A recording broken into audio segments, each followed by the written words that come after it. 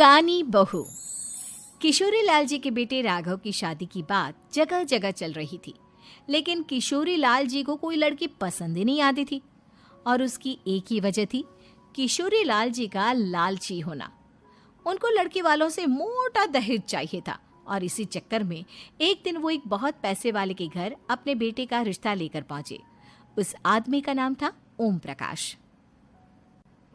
देखिए किशोरी लाल जी, मेरी एक ही बेटी है और मेरी सारी संपत्ति जायदाद सब कुछ मेरी बेटी नैना का ही है।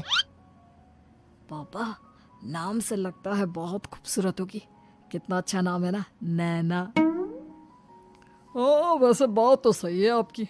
अब इतना पैसा है, जमीन जायदाद है, इकलौती बेटी, आप भी क्या करेंगे? सब कुछ उसे ही देंगे ना। बिल्कुल ठीक पहचाना आपने। बस बेटी की शादी और सारी जायदाद उसके नाम। पापा, बिना देखे हाँ कर दीजिए ना। इतना अच्छा रिश्ता फिर कहाँ मिलेगा? माला माल हो जाएंगे हम। मैं अपनी बेटी को बुलाता हूँ। अरे नहीं नहीं नहीं नहीं, आपकी बेटी का नाम नैना है, सुनकर ही लगता है बहुत सुंदर होगी। रहने दीजिए अंकल, मैं तो आपकी बेटी के नाम से ही इतना खुश हो गया हूँ कि उसे बिना देखे शादी करने को तैयार हूँ। अब तो मैं उसका चेहरा सीधे शादी के बाद ही देखूंगा। और इस तरह राघव नैना का चेहरा नहीं देखता और उससे शादी कर लेता है। शादी के बाद अपनी सुहाग रात पर जब राघव नैना का घूंघट उठाकर देखता है तो नैना की आंखें बंद थी। कितनी खूबसूरत हो तुम नैना, जरा अपनी आंखें खोलकर मेरी तरफ देखो तो सही। नहीं, मुझे शर्म आती है। अरे, मैंने तुम्हें शादी से पहले भी नहीं देखा, और अब अगर तुम आंखें खोलकर मुझे देखोगी भी नहीं तो मुझे अच्छा कैसे लगेगा? इससे पहले कि नैना अपनी आंखें खोलकर राघव की तरफ देखती, अचानक से लाइट चली गई और राघव नैना को पूरी तरह से देख भी नहीं पाया।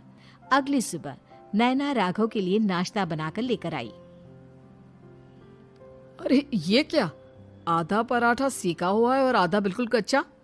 ये तुमने क्या किया नैना? बहू, तुमने क्या आधा पराठा तवे से नीचे लटका कर रखा था, जो आधा सिका है और आधा कच्चा?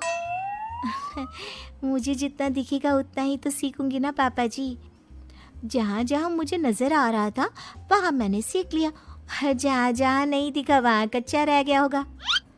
इसका क्या मतलब है? ये कैसा मजाक कर रही है तुम? अरे बहू, तुमने इतना लंबा घूंघट क्यों लगाया हुआ है? देखो, हमारे घर में बहुओं को बेटी की तरह रखा जाता है, और फिर तुम तो इतना सारा माल लेकर आई हो। देखो,